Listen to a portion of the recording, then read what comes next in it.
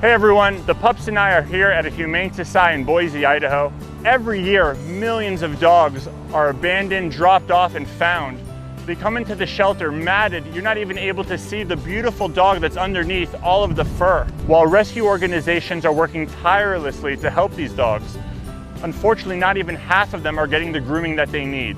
Once the dog is free of all the mats and dirt and excess fur, the dog now is happy. You can truly see its true colors. This is what we need in order to get the dogs adopted. Thanks to grooming supplies donated by WAL, 100 different shelters will get the grooming supplies they need to get thousands of dogs adopted across the country. WAL, Greater Good Charities, and the Animal Rescue Site teamed up to donate grooming supplies and funds across the country to make sure that these dogs are getting exactly what they need to increase their chances of adoption. Visit dirtydogsgallery.com to see some amazing makeovers. You can even vote for your favorite dog and learn how you can help support dog adoption. All right guys, so we just got into the Humane Society.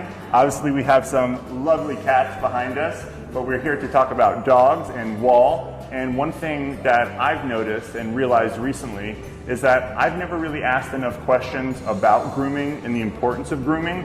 And I'm learning so much through this process right now because those of you who've been following me, I talk about dog adoption so often, very heavily, especially for the past 3 years. And I actually met, this is Christine. Hello. And I met Christine while I was traveling doing my thing. I think it was, what, 2 or 3 years ago? Yeah, we've met a few times. Yeah, we've had quite a few events here, and I've never talked about grooming, so that's something I want to learn more about now. Out of the stray dogs, or just dogs in general that come here, how often do you have to like immediately get these dogs groomed? So a lot of the dogs that require grooming are dogs that have been neglected. So that means their owner hasn't been taking care of them. Sometimes they have been found out in the wilderness, or they were from a shelter that just was in an underserved community and didn't have the resources to help. Dogs don't typically have as bad of mats as cats can. However, we do see some, but in general, most of the grooming that needs to take place is a quick cleanup. Make them look good for the adoption floor so that they can find their forever home a little more quickly.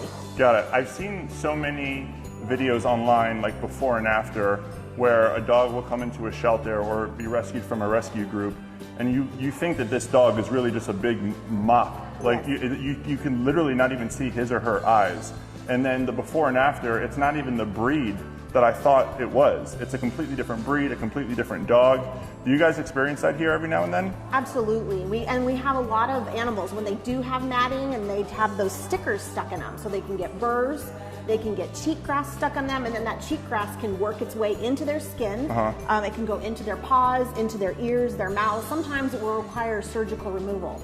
So that's why it's really important, if you are a pet owner, to regularly groom your pets, right? Because that's just a regular part of animal maintenance. Yeah, and for rescue, like definitely from what I've seen, so many dogs, after they get groomed, I feel like just like humans, you know, after you get a haircut or, you know, you get your hair done, you feel better. It's like, it's a new person. And so many of these dogs, right after they get groomed, you know, they get the zoomies, they're running around, they're all excited, they're lighter, and obviously it increases their chances to get adopted 100%. I mean, it's just a difference in every way.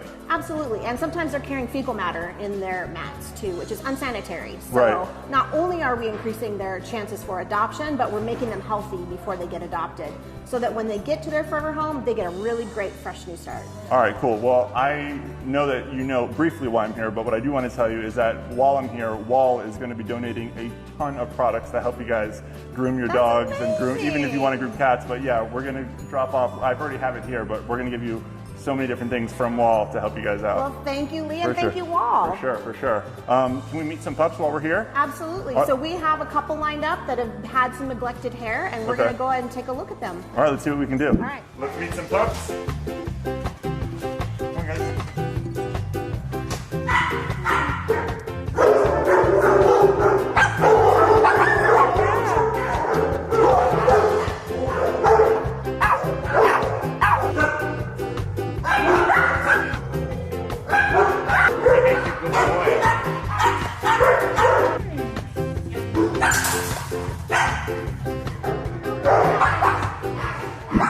All right, Christine, so I don't know anything about grooming. I've already made that clear, but it looks like we have more than what we need. I think WAL sent us probably the right amount. Can you kind of walk me through this and let me know what's going on here?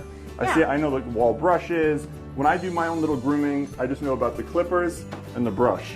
And the comb. So what's all this? So this is a great starter pack for a shelter because a lot of these different shampoos we can use depending on the breed the dog is. Okay. So there's an odor control. That might be someone that came from a hoarding case. There's shed control depending on the fur. I could use the odor controller. Yeah.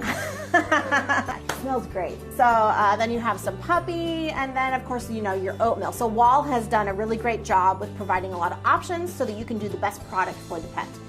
These brushes are really cool because depending on what kind of animal you have, like that dog, their fur might be less or more matted. Yeah, this is de-shedded, detangle. Yeah, and having the right tool to help get those tangles out pain-free is really important. Finally, I would say these are really fantastic, these little wipes, because we do a ton of transferring here at our shelter. We bring in animals from all over our state.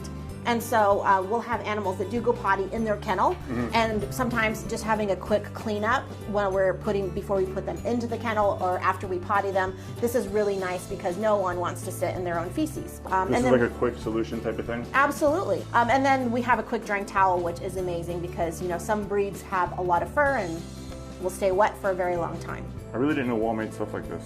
It's awesome. Yeah, good stuff. Thank you so much. Well, thank you for coming, and thank you, of Wall. course. This is awesome. Guys, one of the best things about grooming, especially a pup like this, is you can actually tell the sex of the dog. This whole time we thought this was a little girl. This is a boy. I'm sorry, buddy. His name is Daniel.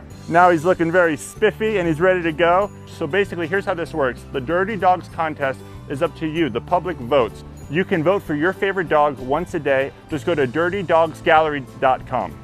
Guys, thank you so much. It is because of people like you, animal lovers, dog lovers, people like you, why we get to do what we do and do what we can to get dogs adopted. Wall, thank you so much for helping these dogs get groomed and all the support that you have shown. We love you. Adopt, don't shop.